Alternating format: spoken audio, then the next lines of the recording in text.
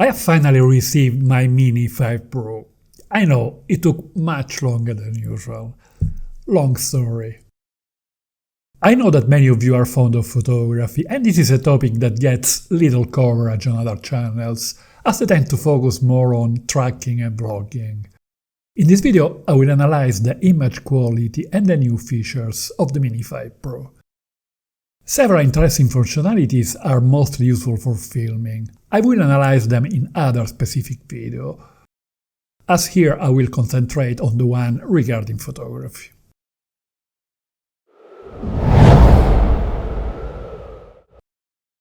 The most important spec affecting photo quality is sensor size, and DJI has finally managed to squeeze a true 1-inch CMOS sensor on a model under 250 grams, something unthinkable until a few years ago.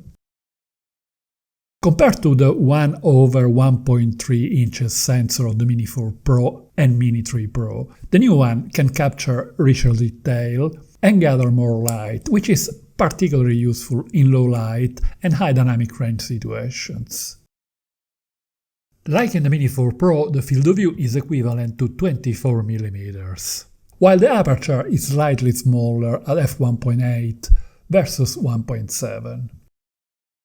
This should not cause issues, as the previous model already had sensational low light performance, and the larger sensor of the Mini 5 Pro should gather enough light to compensate for the slightly smaller aperture.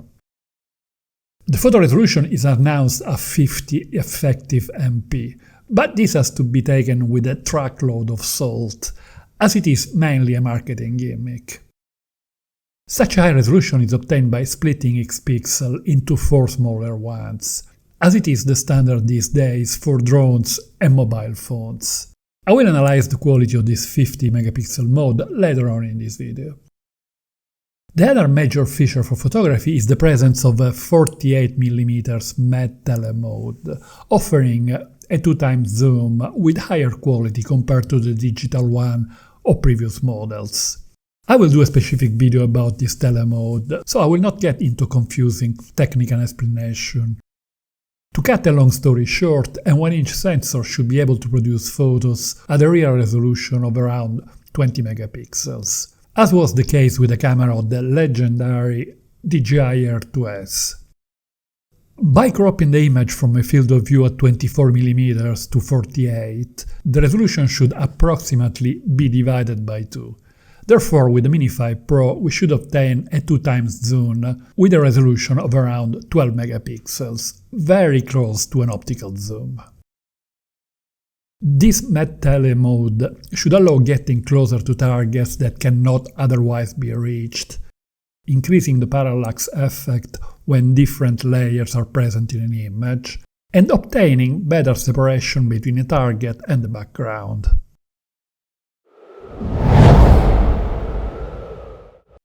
Several other features are a welcome addition for photography, although not as important as the two mentioned above.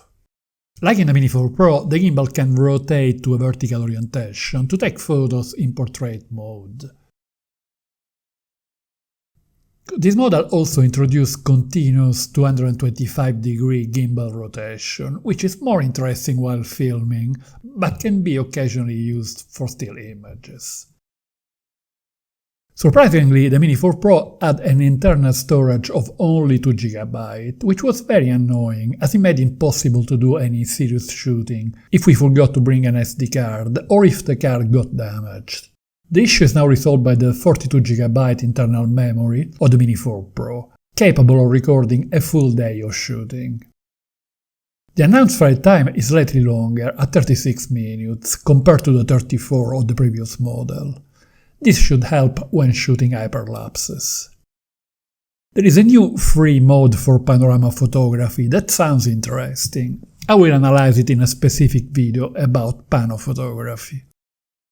I will create a series of in-depth videos about all the functionalities of the Mini 5 Pro, so I suggest subscribing to my channel and hitting the notification bell to stay informed. Don't forget to hit the like button if you find this video interesting.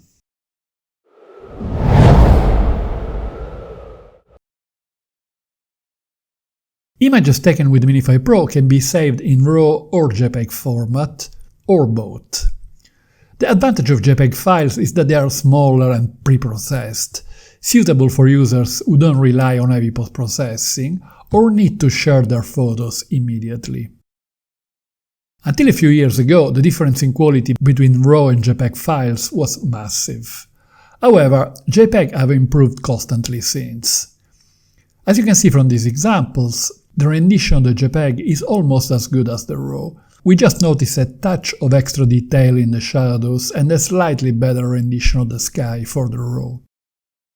I generally shoot in both formats and use the RAW files on most occasions, as they respond better to post-processing and can be adapted to the color scheme of a specific project. However, the JPEG are an excellent alternative when time saving is the priority. I am already very impressed by the quality of the new sensor of the Mini 5 Pro. I shot this photo in a very cloudy day with a flat sky and relatively low visibility. I kept the color grading to a minimum, just an adjustment of the overall luminosity and a touch of extra contrast. The amount of information in the shadows and the structure of the sky are outstanding.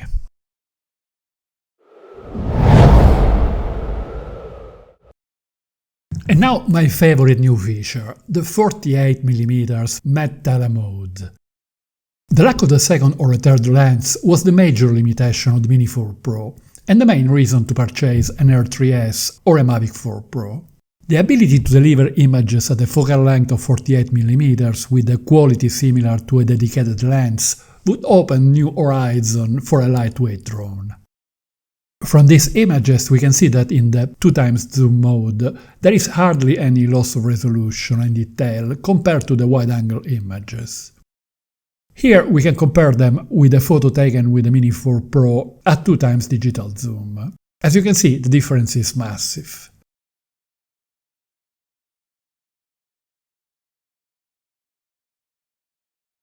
But is the Mini 5 Pro as good for photos as the Air 3S?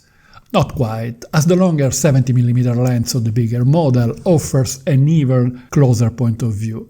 However, this feature adds plenty of versatility to the new flagship lightweight model.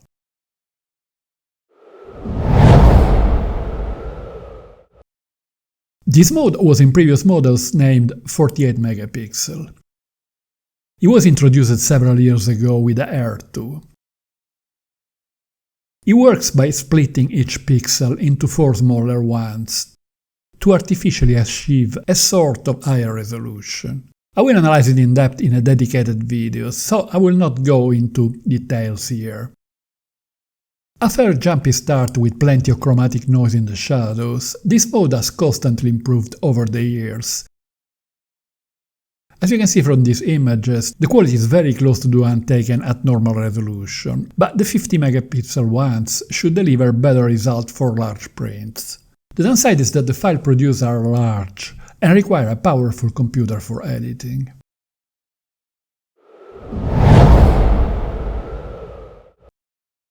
Photos with the sun inside the frame and low-light situations are a stress test for a camera.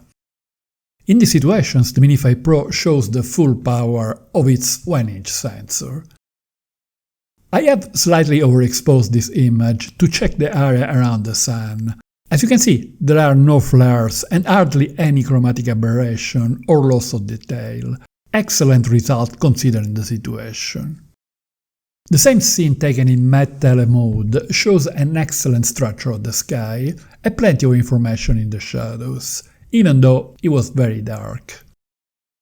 In JPEG format, the algorithm does an excellent job, as the area around the sun and the shadows are rendered flawlessly, despite the brutal dynamic range. Against the sun, it is probably possible to achieve even better results by merging several images to HDR. I will do a specific video about it, but I'm very happy with the result obtained with a single photo. The rendition in low light is amazing, even better than Mini 4 Pro. The sensor can gather so much light that I was able to keep the minimum ISO value of 100 for all the images. For users serious about photography, the upgrade to the new model has to be seriously considered, due to the quality of the new sensor and to the Tele mode, plus a few other minor useful functionalities.